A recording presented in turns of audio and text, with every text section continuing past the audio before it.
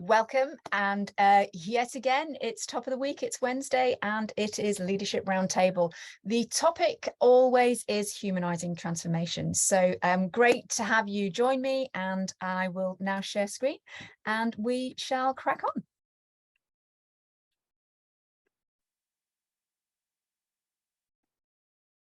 So on today's agenda, what we have got is we have talking about the challenges. So I want to really talk about 4 of the big challenges that get in the way of transformation success. And it's really interesting because I think, one of the things that we would all agree with as practitioners of transformation and leaders in transformation is, yeah, there's some challenges, isn't there? Oh boy, are there some challenges. And I think a lot of the time what we tend to do is we tend to kind of brush those challenges over or start to just, fight, flight, or fight. So, or freeze, I should say. So what I want to do today is I just want to take you through 4 of the key areas that we find are biggest challenges in transformation and how we can humanize the transformation based on some of the techniques. So everything that I'm going to be sharing with you this morning is coming from the Dillon Way framework, is coming from the framework called the Dillon Way, which is a human systems framework for transformation. So it's about humanizing transformation, and that's what today is all about. So let's crack on. What can I say? Every single challenge we face in transformation has a human at the end of the line. It doesn't matter whether we think it might be something to do with structure, or it might be something to do with budget or process or timing. If we do delve into it, break it down, apply some critical thinking to it, then what we will end up finding is that there is a human at source. There is a human at the heart of it. So regardless of any challenge that we might be facing, we know that there is a human there. And that's what today is all about. So the first thing I want to talk about is arguably what people would say is the biggest reason for people being resistant to change or transformation is because they're scared, is because they're fearful of it. And how do we deal with that? Well, what's really interesting is that I believe that there are 3 ways that we can deal with fear when it comes to transformation and change and engaging humans in our projects and programs so that we can move them into people movements. And there are 3 areas, and that's what you can see here on the screen at the moment.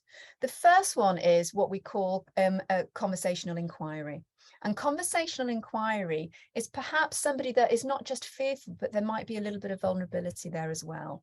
So, we really want to be inclusive.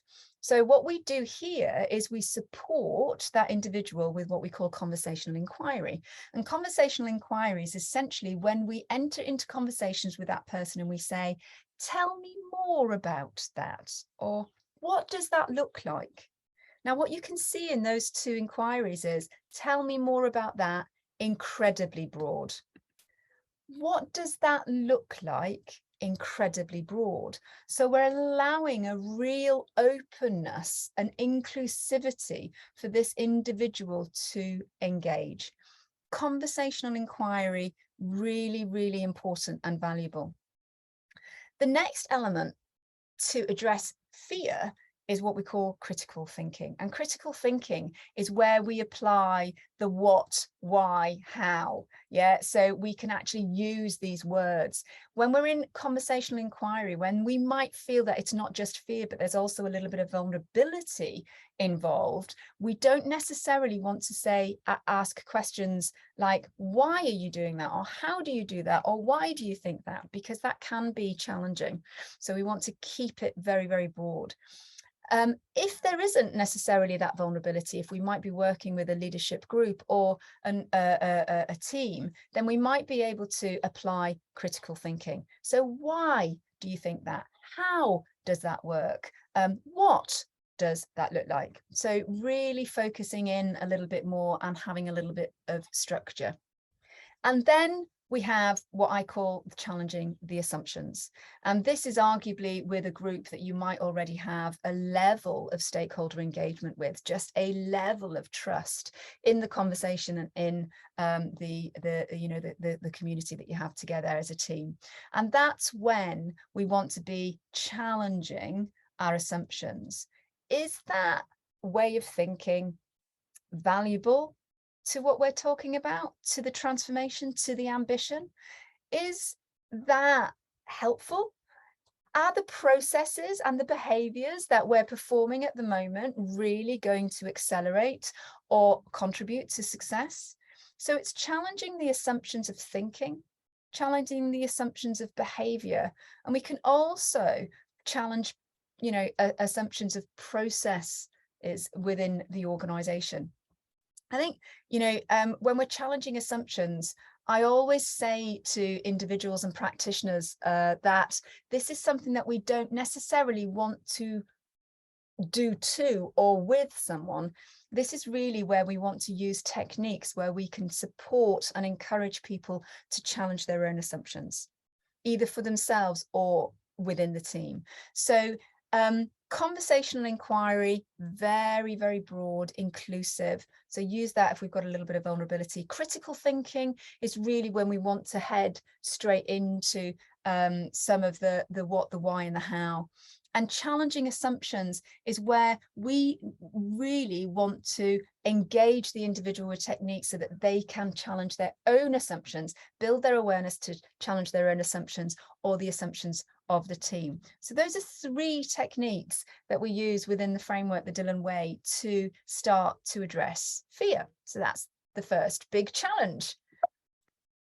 What's the next one? Bravery.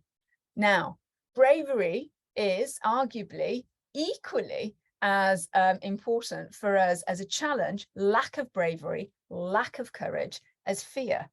They are interconnected, but they are not the same.